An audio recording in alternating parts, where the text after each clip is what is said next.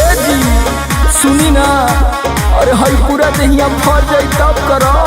सुनी सुनी, हरे चुअत पसनवा देखा ना पूरे पोरबा, चुअत पसनवा देखा ना पूरे पोरबा।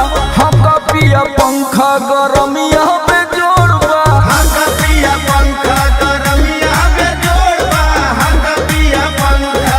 अब तक परान भइल घुटा दम मोरबा, अब तक परान भइल घुटा दम मोरबा। हमका पिया पंखा गरमिया पे जोड़बा, हमका पिया पंखा गरमिया में जोड़बा, हमका पिया पंखा। अरे हम तो पगला जाई गर्मी के मारे राजा जी।